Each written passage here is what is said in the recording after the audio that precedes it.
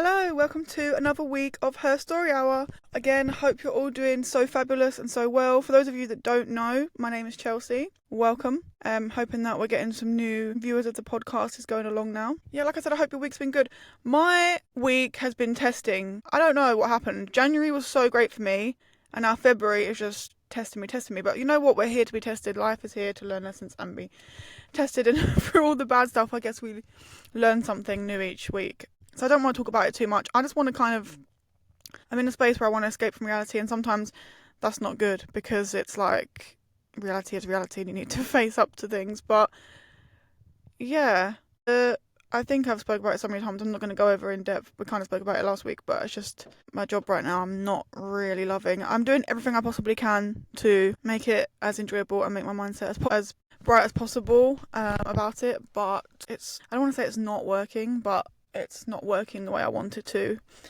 Yeah, so that's what I'm going to say on that matter. But yeah, hopefully I'm moving on to other things. But I don't like speaking things out loud because, before something happens, if it then doesn't happen, then I don't know, I just feel like I've ruined the opportunity by speaking it out loud. Like I just rather work in silence towards what I'm doing, you know what I mean? But anyway, today's episode, I've actually been surprised that I've not spoke about it so far because it's something that's actually I've had for as long as I can remember, which is anxiety, and something that I feel like so many people have as well. But now, with my job where I speak to so many people with anxiety, I feel like I'm actually a bit more, I don't know, I wouldn't say clued up, I just hear more about it. And I don't know, my plan was to sort of ask people at work maybe, like, if it's okay, if they could give me their tips on what it is that they do to manage their anxiety, like so I can help you guys. But at the end of the day, most of them that I speak to are not really managing their anxiety well because they're sort of in the thick of it and haven't got to that place yet where they've managed to conquer it. So I'm going to, later on in the episode, give you some of my advice of how I manage it and some things that I've picked up that they sort of may not realise about their anxiety. So anyways, with myself, I feel like, I don't know, I'm sure there's someone out there that probably could relate to me where you don't realise that you have anxiety from a young age, but like, it's always been there. So like when I was at school, obviously when you're in primary school and like you've literally grown up with them people from like the age of 5 to when you leave at like 10, 11 years old, whatever it is. So like you sort of become a bit more comfortable with them, but I was never loud or outspoken or anything like that. I'd always just sort of sit back and just stick to my friendship group. I guess more so in primary school, you're sort of talking to everyone, you know what I mean? Like you sort of more, it's easier to integrate. But when I went to secondary school is when I really, really picked up and realised that I had anxiety. And I don't know if I knew at the time it was, but I knew there was something like, I was just like, what's wrong with me? I didn't know if anxiety was the word, but I knew that I would just tell myself, I'm not good in social situations. I'm not good at talking to people. You know what's annoying is now I know the more you feed yourself that and the more you tell yourself that, like the more it's going to be true. So I don't know. I wouldn't say I'm the most outgoing and social person now, but from just telling myself like I'm fine, I can talk to people, positive affirmations to myself about how I'm in social situations, it's made it a bit easier to deal with social situations and speak with people. And I say that, but then also right now in my life I'm not really in many social situations because like I say, I work from home. I will see people, maybe I meet up with a few people that I've grown close to, which is fine, I can be myself around them. But then if I have to meet someone new or go into a social situation on my own, I feel a bit more confident than what I used to, but the anxiety is still there. My point is like, yeah, if you try and talk to yourself a bit more positively, and even if you don't believe that you understand and you know how to talk to people, just pretend that you are. Fake it till you make it is what they say, you know what I mean? But yeah, anyways, when I went to secondary school, like the jump was so evident for me because all of my friends, like I was so happy when I moved to secondary school because I was like, oh my god, all my friends are moving over. Like I can actually just, be myself and just, I don't know, I felt like I was in a good place because I was not going to secondary school on my own. But then the thing is, all of these people were like, not like me. Not to be dramatic, but they weren't. They were so outspoken, it seemed like, and good at making friends, and they would talk to other people that weren't from our school. Obviously, they were now because we'd mixed into one, but you know what I mean, not from our primary school that we didn't know from before. And then I just felt like left out because also, I don't get how people can, I don't even think this is anxiety, I think it's just the way I am. When you meet someone new, how can you fully be yourself and be, I don't know, just so open and willing to share things with them? It's like, for me, it takes a while. Like, I want to talk to you a little bit, like trust you a bit before I get to show you myself. And maybe that is kind of anxiety, as in like, just heard a scary noise. What the hell? Let's just pretend it was a seatbelt going back. Yeah. But yeah, like I don't know if it is anxiety. I feel like when I meet someone, I can't just be myself like that. Like, but then I think to myself, it probably is anxiety, because then you're worrying and overthinking about what it is they're going to think about you, which is the reason you're not being yourself, which is partially it, but also because I don't want someone to know the real me and then, you know, I don't know, use it against me. Now it sounds silly saying it out loud, because now I've come to a point where I care less. So again, that's what's made it easier as well, caring less about what other people think, because no matter what I say, I just think like at the end of the day, if they don't like me, then I guess I'd rather them not like me for who I really am than them say that other negative things about me. Because listen to this, yeah, one of my family members, who's like not like a close family member, because I was so quiet in those situations, because that wasn't my immediate family and I wasn't like myself around them. One of those family members, I heard that behind my back they had said, well, she's got no personality, she's this, she's that. And it's like, actually, I'm getting negative feedback anyway because I'm hiding who I am. And that's not true. Of course I've got a personality. Like, especially at that time, I was a weirdo. I just used to make silly jokes and do silly things all the time. But because I couldn't be myself in front of them people, they didn't see that. So what I'm trying to say is, no matter what, if you're hiding who you are and you're being who you actually are, either way you're going to get some sort of negative judgment, because not everyone's going to like you. So my point being, you might as well just be yourself. And if I could have told myself that a few years ago, like, things would have been so much easier, you know what I mean? But yeah, either way, people are going to judge you, so you might as well just be who you are. Even family members like that, it's like, if they're going to say that, then someone else is going to say that. And then it's kind of annoying, because you think, well, that's not actually who I am, so how can you even have an opinion on me? Not that anyone's opinion matters, it doesn't matter either way, but, you know, just be yourself. But anyway, like I said, at school, yeah, they were all making new friends, and then I just sort of got pushed to the side, because they were also happy to be open and free and talk to who they wanted to talk to, and then it was just because they were meeting all these new friends, they'd introduce me to them, but then I would just be silent. And then obviously, not that I was a weirdo, but I guess to them I came across as I was weird because I was just quiet.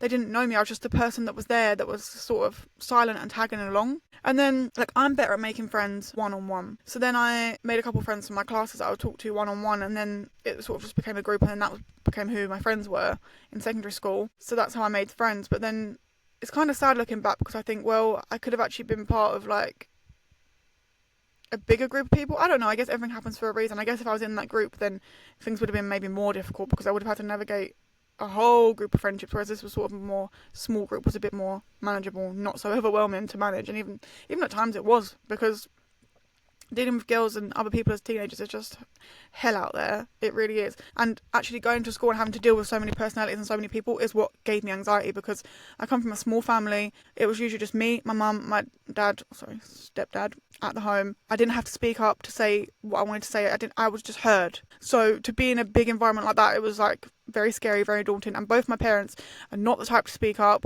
So yeah, I come from that sort of environment anyway, and those kind of people. So I guess that's just nature. It's nature and nurture as to who I am, I guess. So yeah, that was school. And then because the way people were at school, I kind of just had anxiety. I know I had anxiety anyway, but then it just kind of made it worse, because I thought, like, people just say silly things and do silly things and were so immature. But once I left school, it actually did get a bit better. I still had anxiety for a while, but I'm just going to cut through loads of stuff. You don't want to know my whole life story. But then there was this point where I went to CBT. I can't decide if it was really traumatizing or really helpful. It helped to a certain extent, but yeah, so I'm going to tell you about two main exercises that this guy made me do. The reason I went there mainly basically was because of like social anxiety and talking to other people. So I'd gone there, and the first exercise he made me do was because when he's asking me like, why is it? I said, well, I just worry that I look stupid, or I look silly, or I look like this or this or this. I said so many negative things, and then I had to have a conversation with someone. It was one of his colleagues that I didn't know. He just brought them in and we just had to have a conversation. So I was on the spot and I had this conversation, and then afterwards she rated how she thought I looked. And obviously I don't think it was a pretty fair experiment, because obviously she was an employee that worked there, so she's also another counsellor, or therapist, so she's going to say kind things to me, is what I thought. But it did kind of help, because it made me think maybe people don't see me the way that I see myself. So just food for thought, if you're thinking you come across a certain way, maybe other people don't think like that. And also, when I then went home to speak about it, like, the person I was dating at the time, their brother was like saying to me, and it's always stuck in my head, that I don't think you come across like that. Like, I'd never say you have anxiety. I think you're fine. Like, so people really didn't notice. Whereas for me, when I'm in a situation of being in a group of people, or like more than one, say like 2 people may be manageable, 3 people is where I get a bit, or more is where I get a bit like. So yeah, he was just saying that he didn't ever think that I was like that. But yeah, when I was in those situations, I was feeling icky. I was feeling like, I don't know, I was feeling like, oh my god, people are, the things that were going in my head was like, oh my god, people are noticing that I'm not speaking. And oh, but yeah, by the way, I didn't even say, my main issue is, when I'm in front of people, when I'm in a group, it's like my mind just goes blank and I don't know what to say in front of people. Because I don't even know why, to be honest.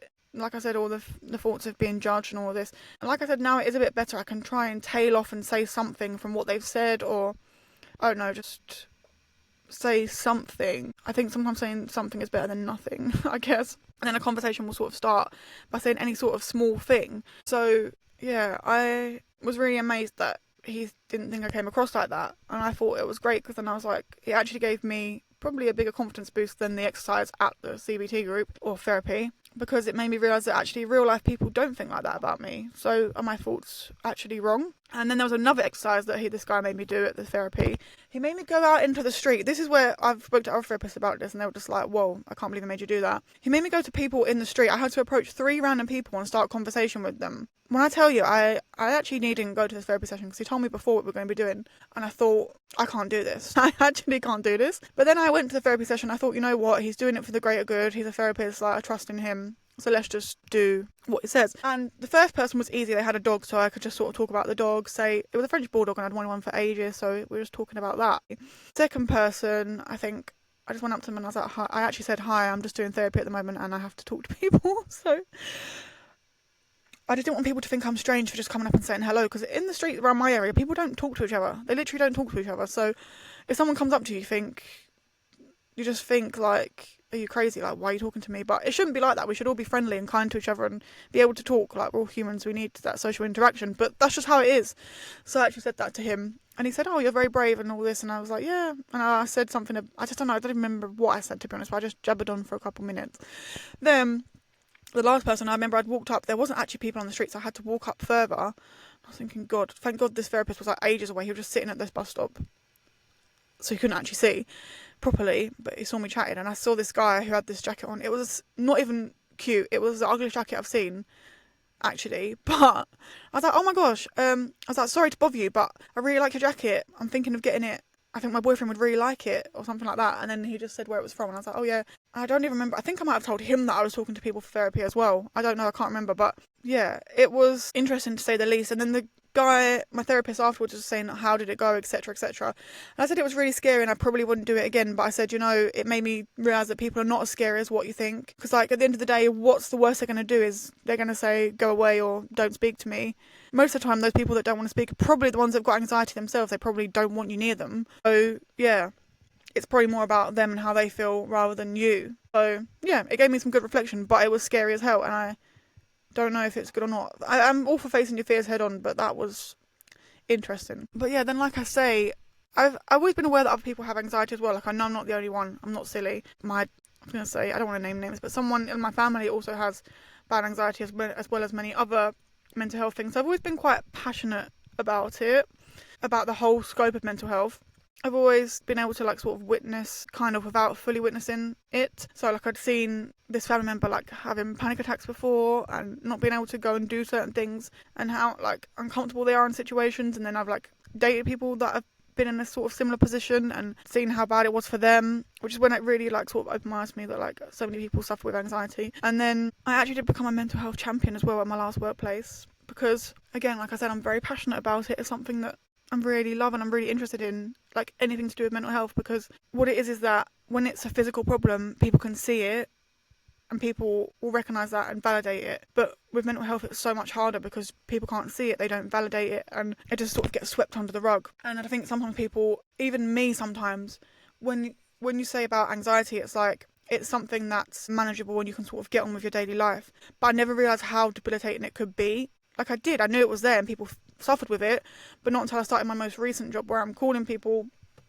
and talking to them about, you know, they're telling me about all their issues, and I have the countless amount of people, like almost everyone I speak to, because bear in mind I speak to people with both physical and mental health problems, and pretty much all of them have a level of anxiety. I could probably count on one hand the amount of people I've spoke to that don't have anxiety.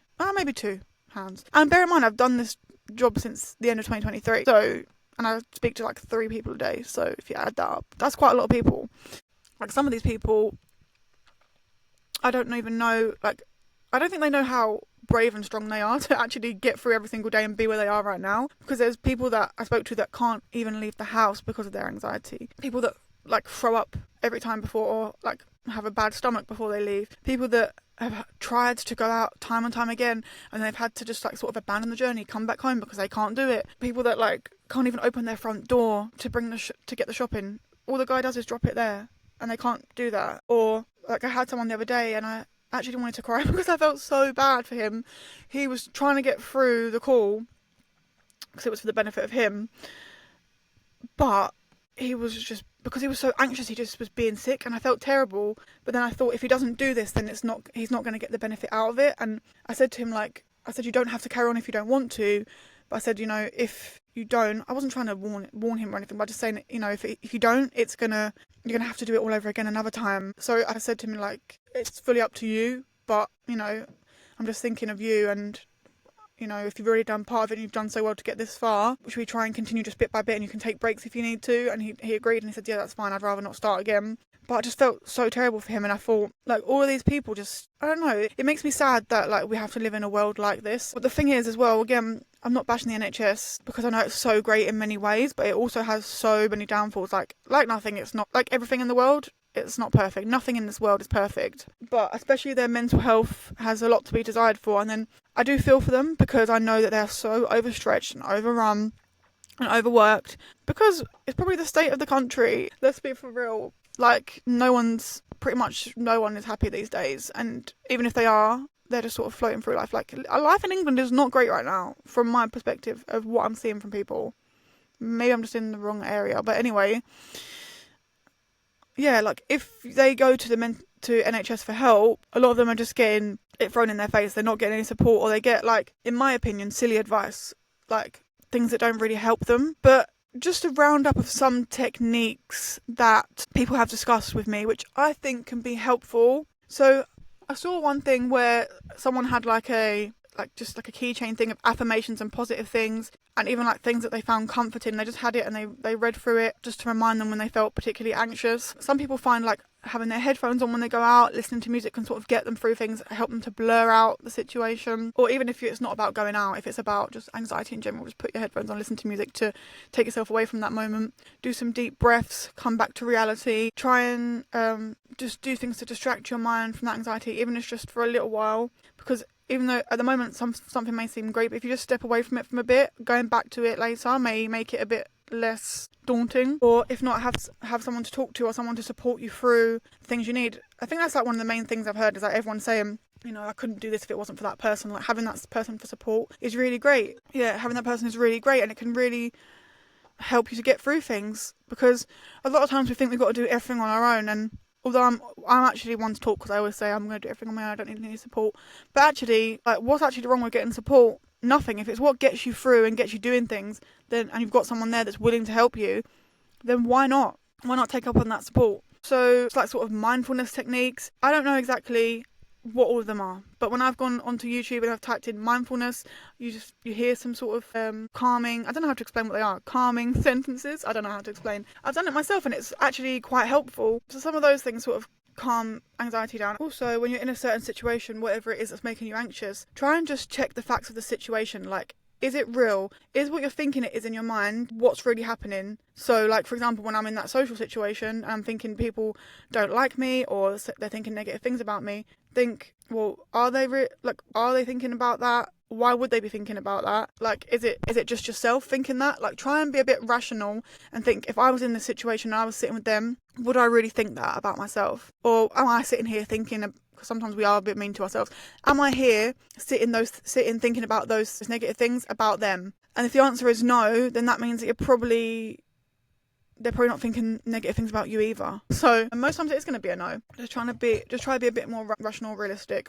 You know what I mean? Yeah, sometimes it's quite sad how debilitating anxiety can be and how much it can affect you. And I think it's so hard. Like, I don't really think there's any advice I could give you that would be something I'm going to say that which would 100% work, because it's different for everyone. Like, if you're really, really struggling, then I know it's so hard, but try and get in touch with a therapist. I'm still waiting for a therapist, and I've been waiting since like November, because like I say, the NHS is overrun. If you've got the funds and the means, then go private. Some people say that's so great, but a lot of us don't have those funds, so it's just an option if you do. But also, I don't know, talk to Samaritans are great when they answer the phone, but they, again, it's a very overrun service. Shout is a good service for mental health. If there's any more, I'll try and link them down below as well. Or just having anyone around to talk to about the situation, or even journaling. Journaling is something that helped ease my anxiety as well, because it helped me to rationalise, because once I've written it down and it's out of my head, it's so weird. Once it's in your head, it's like your mind is like a hot pot that's on fire, and you take it out and then it cools down a bit. You're like, oh,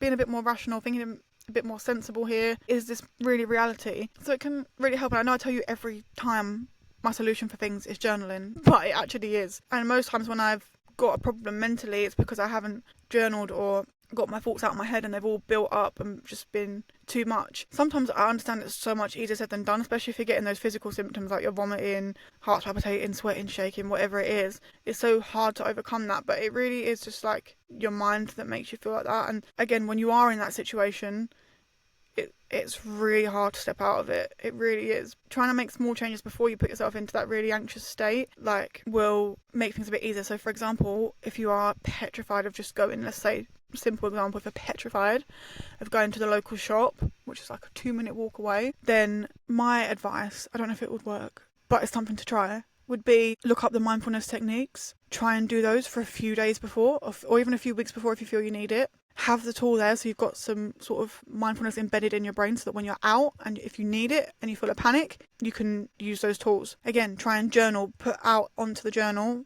any sort of doubts you have, or even speak it out loud, voice note it if you need to. It's good to record, because then you can look back and realise, when you actually look back and read it or listen to it, then you realise, oh, it doesn't sound as rational as what it did in my head. So there, journal before you go, and then just know, even this small step, which would be small to anyone else, is huge to you, and it's an achievement for you. Even if you didn't make it all the way to the shop and you got yourself out of the house, I don't know, say 5 steps, guess what? You've done better than yesterday. Any little step is better. Even if you took you another week to get out of the house and you only went 1 step more, you still improved. You've not gone backwards. So any win is a win, even if it's small. But guess what? It's actually not small, because for you it's huge, because you haven't done it before. And just remember that when you step out the house, like, nothing is gonna go wrong, because you are in control. And if something does go wrong, like, what's the worst that's gonna happen? If something goes wrong, you don't like it, you feel uncomfortable, you feel anxious, call a friend, put your headphones on, do your mindfulness techniques. If you feel like it's really, really not working, maybe my advice would be, before you consider going back home, just sit down to do those things, take some deep breaths, see if you can go any further. Even if you say to yourself, I can't make it to the shop today, but let's just do a couple more before I go back. Fine. Or if none of that stuff's working, then take yourself home, and like I said, don't be disappointed. You've got yourself so far. It'll be okay. And then you can slowly build up. And once you have managed, it doesn't matter if it takes you a year to get to the shop, which is 2 minutes away. Like, you've got there in the end, and then you can focus on doing other things. And maybe as well, I don't know, there's so many different examples and situations, because there's so many different things to be anxious about, isn't there? So I could go on for days and days and days. But my point is, just take things easy. Don't be too hard on yourself. Try and find techniques which help to manage your symptoms, and reach out for any support, whether it be from someone that you know or don't know. And that's what you can do for yourself. Just show up for yourself and do the best that you can do. That's all you can ask of yourself. You can't be disappointed with yourself if you're trying your best. Also, just to add from my experience, I think the techniques for me, I would say, would work pretty well. I remember, this is just before I sign off, because I know I've been talking for a long time. I remember a time when I've had a panic attack, and literally I was out. It wasn't even about my main anxiety issue, which is talking to people. It wasn't even because I had to talk to someone that I had anxiety. It was because it was when I was at university and I was studying and things were going wrong. Like, I was falling behind and I was worried about a project that I thought might be late and all this other stuff. And I was literally just walking up the road of my local high street. I've been there so many times. At first I didn't even realise it was an anxiety thing, so I was just in my head thinking. And then I thought, oh my God, I can't breathe. I thought, let me just slow down my walking. Maybe I'm walking too fast. And then I was like, oh my God, I actually can't breathe. So I needed to just sit. And I was actually like really trying to catch my breath. And I was like, oh crap, I'm having a panic attack. And it was kind of the thing that made me panic more, which I shouldn't have, silly me. There was a shop and it was empty. The bench I was sitting in was in front of this empty shop, and people were like building in there. There was builders and they were looking at me sitting there, and I was thinking, oh my god, I look crazy, I look weird. And it made me panic more. But as soon as I sort of took myself away from looking at anyone, I pretended no one was there. I just looked down and I focused on my breathing and tried to think about other more positive thoughts and think about anything other than what the situation I was in and the things I was thinking about before this panic attack came on, and it helped to calm me down. And I'm just such a, when something happens, I need help now kind of person. So I was around the corner from the GP, so I was like, let me just go, because this isn't normal. And there's been other things that had been like leading up to it as well. It's not just I had one panic attack and I thought, oh my god, take me to the GP. Not there's anything wrong with that anyway, I don't think, but there's been other sort of things going on with my mental health as well, and I thought, okay, this is the final straw. I don't want to be having panic attacks all the time. I don't want it to get to that. So I went there, and on the way there, I felt I was just crying. I was so embarrassed that this happened. And then these nice bin men got out and gave me a piece of tissue to dry my eyes with, which is nice. Because I was sitting outside the GP thing before I went in, just thinking, let's just calm down a bit and get ourselves together before we go in. And yeah, and then the GP was really helpful, and they put me on to someone for help. So that's great. Just to say, those techniques in the situation did help me, and there are some kind of people out there, and if people do look at you like you're crazy, so what? They haven't experienced what you've experienced. They're not living your life. They're not paying your bills. And I know it's, again, so much easier said than done, but don't worry about them. Just worry about you and focus on yourself and being okay. And yeah, things should get better day by day. I hope all of you have taken something from this that's been helpful, because, like I say, I always just feel sometimes like I don't want to be patronising to people, because I know it's so much easier said than done. I've said this 100 times.